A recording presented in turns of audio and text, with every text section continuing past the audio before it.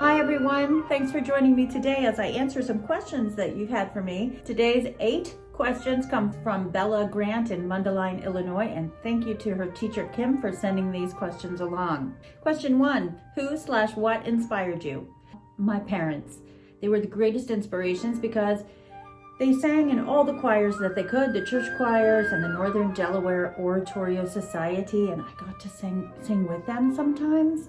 They had subscriptions to the orchestras around the area. So the Delaware Symphony, the Philadelphia Orchestra, we always were going. My father taught piano after his day job.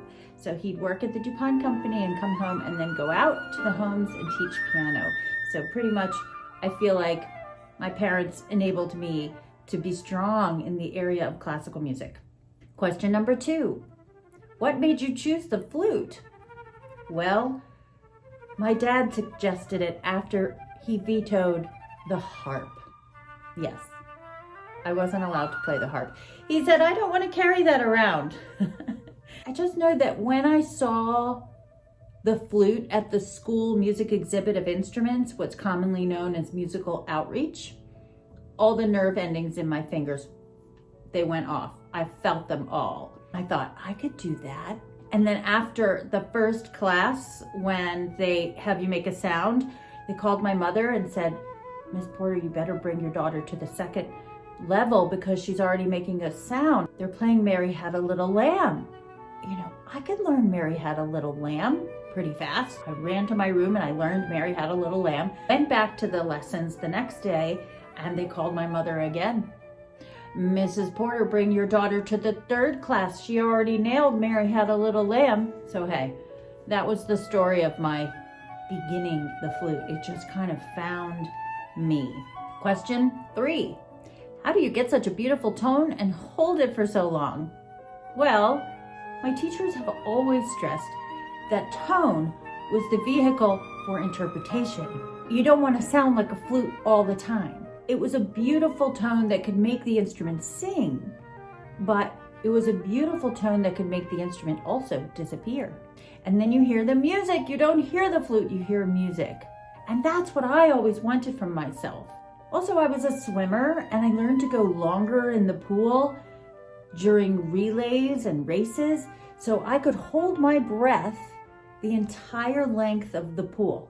And this really showed me how my lung capacity could work for me. It could work in my favor in relation to flute playing, holding it in, but maximizing the pressure on its way out. So actually, Bella, we don't cave in. We continue to renew the rib cage. That's fun. Question 4, can you tell us about your family? My husband is my 7th grade best friend who found me again. His wonderful wife of 23 years was taken by breast cancer. It was a blind chance that he took. It was like something out of a movie.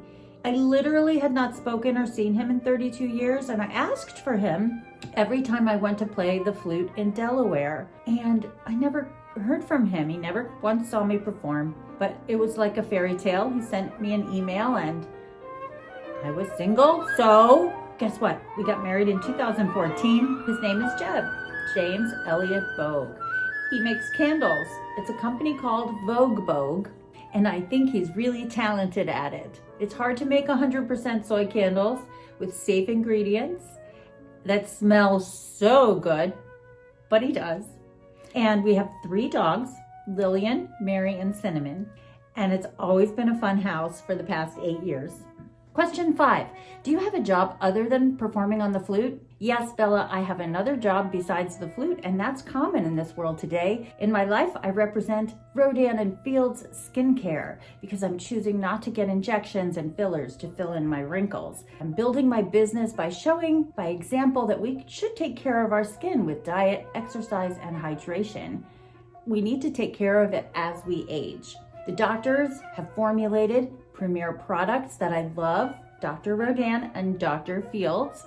And so I decided to exclusively sell these products for the doctors. It's not hard to run my business when all the products seem to sell themselves and they're part of my life. I'm showing by example. I'm happy to help people in all areas of being an artist, on stage, on camera, and while traveling. All the aspects of my life. Question 6.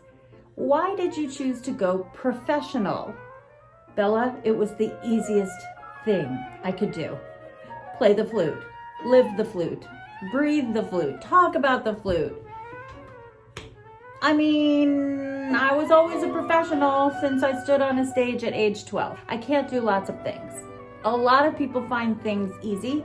I don't find them easy, but I stuck with what came naturally, and I practiced it a lot. Question 7. Speaking of question 6, what helped you get better the most when you were young? Practice. Hands down, Bella. Practice. The more consistent hours spent focused on your craft at age 14, the more likely you are to dominate by age 20. Don't ever really quit for more than a few hours. That's the worst thing you could do. Go practice, Bella. If you don't now, it's harder later. That's just really science and data talking. Smart practice, okay? Question 8, is there anything else you'd like to share? Well, I'd like to share my thanks for your questions. There's room for everyone in music, entrepreneurship, and media.